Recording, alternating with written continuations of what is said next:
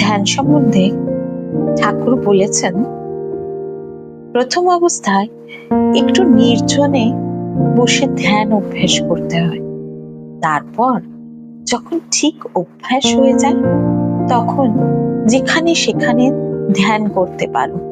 যেমন গাছ যখন ছোট থাকে তখন তাকে যত্ন করে বেড়া দিয়ে রাখতে হয়, তা না হলে গরু ছাগলে খেয়ে নষ্ট করে ফেলে।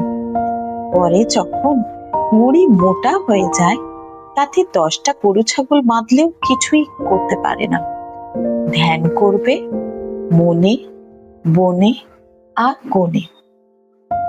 সত্যগুণের ধ্যান করেও জানো, তারা রাত্রে মশারি খাটিয়ে তার ভেতরে বসে ধ্যান অভ্যাস করে। লোকে মনে করে সে ঘুমোচ্ছে, তাদের বাহ্যিক লোক দেখানো ভাব একেবারে নেই।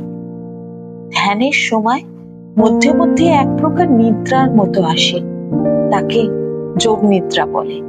সে অবস্থায় অনেক সাধক ভগবানের রূপ দর্শন পায়।